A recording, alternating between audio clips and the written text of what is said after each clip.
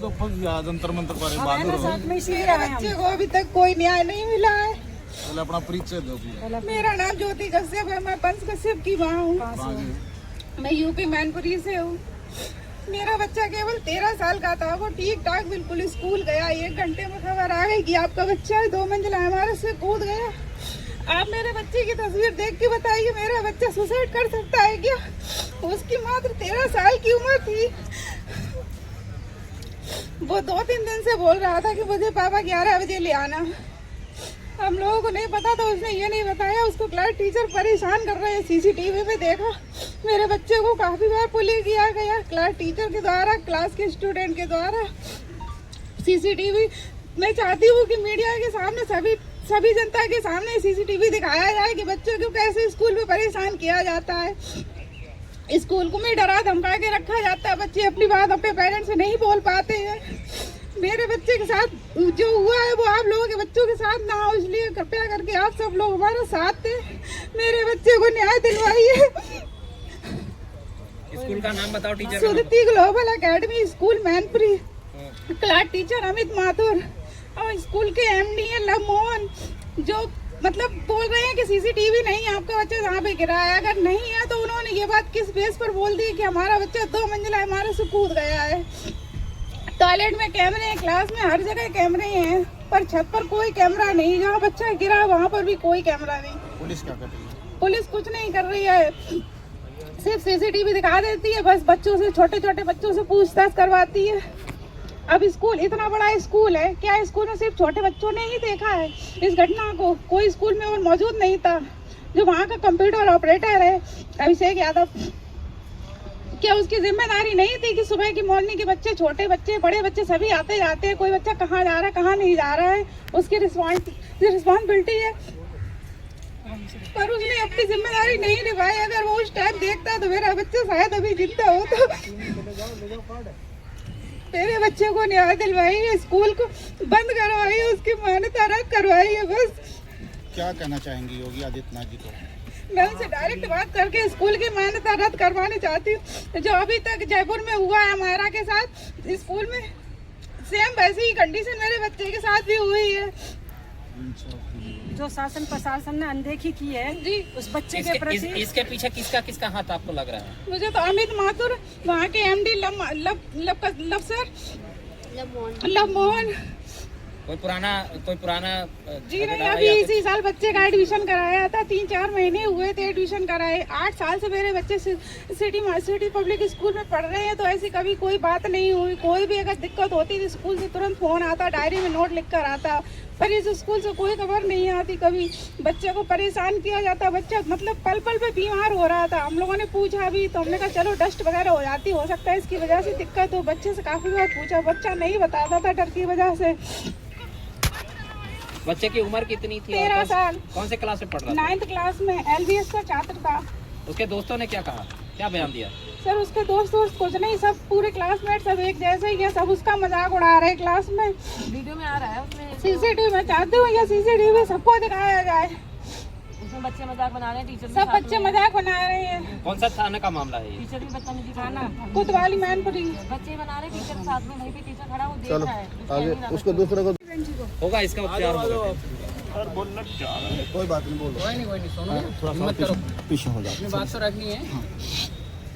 Sir बहन जी थी वो हमारी, 14 साल की उम्र है उसकी, गोद खिलाई थी।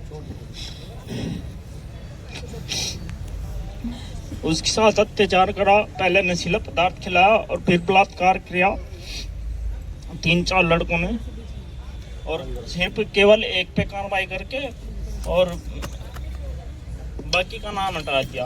भाई एप्लीकेशन लेके गया सचिन उसका, तो दरोगा जी ने एप्लीकेशन फाड़ दी और अपनी तरफ से थाना बताओ। थाना पैसुमा जी अपनी तरफ से लिखवा के और उनसे साइन करवा लिए। उसने बताई हमें बात के भाई ऐसे ऐसा बात है। अब घर पे भी पुलिस पड़ी, कहीं जाने नहीं दे रही। हमने तो कहा था मगर आ जाओ भाई, नाकाबंदी कर रखी, बैरिकेड लगा रखी है। परिवार को लाना चाहते थे। हाँ जी, कराने नहीं दिया गया। इंसाफ के लिए क्या बात हुई? सर इंसाफ के लिए कोई नहीं, वो बस उसे एक को जेल भेज दिया गया, बाकी तो कोई कार्रवाई नहीं हो रही। हम तो यही चाहते हैं कि जो बाकी के नाम बताए उस लड़की ने भाई को, उन पे भी कार्रवाई हो, शालू कश्यप को इंसाफ मिले, न्याय मिले। जुल्मों के सताए हैं इसलिए जंतर मंतर आए हैं, जुल्मों के सताए हैं इसलिए जंतर मंतर आए हैं। इंसाफ दो, इंसाफ दो। गुंगी बहरी सरकार को आज जगाने के लिए दिल्ली देश की राजधानी में ये कश्यप समाज जो उमड़ा है युवा, ये चाहते हैं, अगर मौजूदा सरकार ने एक बात कही थी कि बेटी बचाओ बेटी बढ़ाओ, और जब बेटियां ही नहीं बचेंगी तो फिर बढ़ेंगी कहां से। भारत माता की जय बोलने वाली सरकार जब माताएं सुरक्षित नहीं है तो फिर मैं कहना चाहता हूं भारत सुरक्षित कैसे रह सकता है। इसलिए मेरी अपील है कि देश के अंदर माताओं का सम्मान भारत माता कहा जाता है। माताएं सुरक्षित रहेंगी तो देश सुरक्षित रहेगा। इसलिए इंसाफ की गुहार करने के लिए यह समाज उमड़ा है, और यह समाज अपनी अपील करने के लिए, अनुरोध करने के लिए सरकार से यह चाहता है कि जिस तरीके से मोदी जी ने कहा था कि मेरा परिवार ही भारत है, तो भारत का लाल सोनू कश्यप की डेथ हुई है, संजीव कश्यप की डेथ हुई है, बेचेलाल कश्यप की डेथ हुई है, और हमारी शालू बहन की डेथ हुई है, और हमारे गीता कश्यप और वंश की डेथ हुई है। ये भी मोदी जी का ही और योगी जी का परिवार है। इसलिए अगर वो इसको परिवार चाहते हैं तो इनको इंसाफ दो, नहीं तो फिर कुर्सी खाली करने की तैयारी करो, क्योंकि हमारा समाज चाहता है कश्यप समाज को इंसाफ दो वरना कुर्सी, कश्यप समाज को इंसाफ दो, कश्यप समाज को इंसाफ दो। योगी मोदी होश में आओ, योगी मोदी होश में आओ। दूसरी जाति नहीं होती, लेकिन उत्तर प्रदेश के अंदर एक विशेष जाति का दबदबा है। अभी हम देखें सरकार की तरफ से यूजीसी बिल लागू हुआ तो उसका विरोध 10% लोगों ने किया, जो 90% पे भारी पड़ रहे हैं। अगर मैं शराब पीता हूँ तो ही मैं शराब के ठेके बंद होने का विरोध करूँगा। यूनिवर्सिटियों के अंदर भेदभाव होता है, आप चाहे जेएनयू को देख लो, आप हैदराबाद यूनिवर्सिटी देख लो, आप अलीगढ़ देख लो, या आप दिल्ली विश्वविद्यालय को देख लो। हमें अपने कानूनों की भी ज़रूरत है और इसी के साथ हमें अपने हकों की भी ज़रूरत है। हम कोई भीख मांगने नहीं आए हैं, हम अपना हक मांगने आए हैं। हम भी इसी देश के लोग हैं। बस एक छोटी सी गलती है, हमने एक छोटी जाति में जन्म लिया है और कोई हमारी ज़्यादा गलती नहीं है। लेकिन ये भारत सब देशों का देश है। भारत का लोकतंत्र पूरे विश्व का सबसे बड़ा लोकतंत्र है जो इस महान देश बनाता है। लेकिन आज हम देखें तो इस देश के अंदर मात्र 10% लोग अपनी मनमाही करके राज्य सरकार चलाते हैं, केंद्र में भी अपनी सरकार इसी प्रकार चलाते हैं। तो हम लोगों को एक संकल्प देना चाहिए कि हमें अपने न्याय के लिए आवाज़ उठानी चाहिए। धन्यवाद।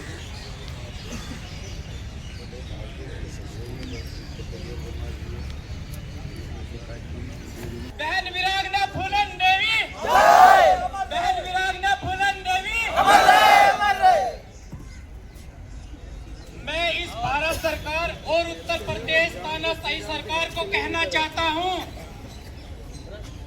कि एक दीपू दास की हत्या हो जाती है बांग्लादेश में, और प्रधानमंत्री जी और हमारे उत्तर प्रदेश के मुख्यमंत्री जी चिल्ला चिल्ला के कहते हैं कि एक हिंदू भाई को जिंदा जला दिया गया है। मैं प्रधानमंत्री जी से और मुख्यमंत्री जी से पूछना चाहता हूं कि हमारे उत्तर प्रदेश में हिंदू ही हिंदू को जला रहे हैं, तो कहां है आपका हिंदू राष्ट्र? बात करते हो आप हिंदू राष्ट्र की, और यहाँ तो हिंदू ही हिंदू को जला रहे हैं। कहाँ है आपके बुलडोजर योगी बाबा जी? क्यों नहीं उनके इनकाउंटर हो रहे हैं? क्यों नहीं उनके घरों पर बुलडोजर चल रहा है? क्यों नहीं हमारे भाई बहन बेटियों को इंसाफ मिल रहा है? कहाँ है योगी सरकार? अगर यही अत्याचार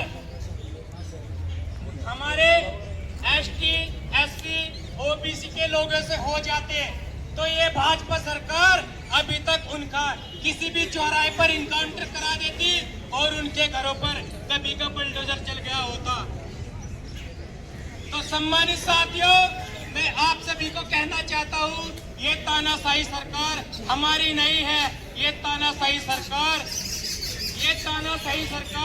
कुछ ही जातियों की है जिनके कहने पर ये सरकार चलती है और उनके आरोपियों को बचाने का काम करते हैं। जैसे कि 22